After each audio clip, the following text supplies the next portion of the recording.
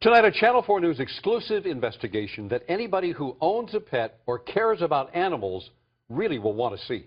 The question here, are some pet products, which are sold in thousands of stores, harming and sometimes even killing cats and dogs? Investigative reporter Joel Grover has uncovered some alarming evidence, and tonight he's here with it. Joel. Well, Paul and Colleen, we're talking about these products which are sold in major supermarkets and pet supply stores. They're meant to get rid of fleas and ticks on your pets.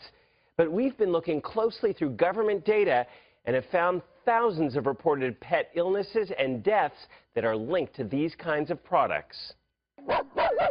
Let's face it, for many of us, pets are like members of the family, which is why it would be so devastating if your dog were to suddenly collapse. Twitching, convulsions, seizures. Or if your cat were to drop dead. I felt like it was my fault because I had applied the product. After you used an over-the-counter pet product, which is approved by the U.S. EPA. Do I want to risk my own cats to that? And I'm 6, and the answer is no. The products we're talking about are popular flea and tick shampoos or drops.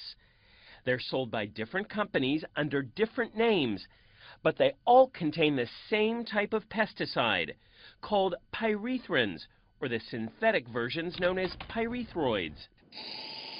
These are the same pesticides used in well-known products to kill bugs around your house. Is this completely safe? Yeah.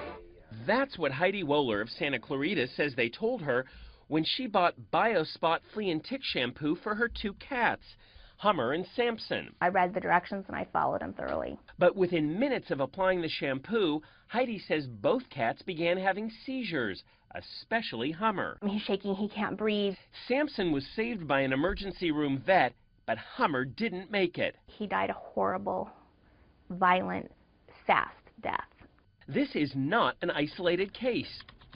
We looked through the EPA's database of reported incidents involving domestic animals from all products containing pyrethrins and pyrethroids.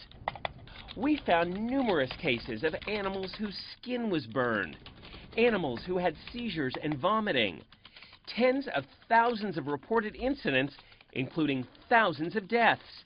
Even the EPA admits it's not sure how many thousands of animals have been harmed by these pesticides. If they're on the shelf in a grocery store or a drugstore, you assume that that's been tested and is fine. But things weren't fine when Rich Parsons of La Quinta applied Hart's flea and tick drops to his dog Duffy. They contain a pyrethroid called phenothryn. The following day, Duffy was having seizures, and 2 days later he died at this animal hospital. This was not a pleasant death. This was really a devastating loss for us because he just meant the world to us. In fact, there are entire websites where pet owners report illnesses and deaths after using products containing pyrethrin and pyrethroid pesticides. How's he doing? Good. Yeah. Well-known veterinarians like Dr. Jeff Werber of LA say a certain percentage of pets have adverse reactions to these products. We do know that some of these products can be toxic. We don't necessarily know to what degree. That's why so many vets and groups like the Humane Society are speaking out against these products. There are absolutely safer alternatives generally across the board. But these companies all insist their products are safe. It's unconscionable. It's unacceptable. When Rich Parsons' dog Duffy died, his vet wrote that it was a reaction to the insecticide in the Hart's drops that contributed to the dog's death. But Hart's brought in its own experts to review the case, and they denied any responsibility, blaming Duffy's death on underlying health problems.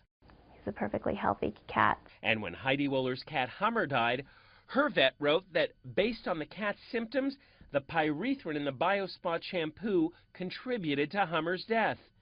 BioSpot paid for an autopsy, which we asked Dr. Werber to interpret. Is it possible the shampoo contributed to this cat's death?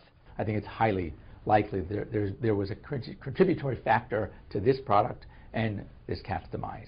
It needs to be taken off the market. Still, BioSpot's parent company told Heidi in a letter, "We don't believe Hummer's death was a result of using our product." But they never did explain why the cat died. Pets are part of our family, and he trusted me.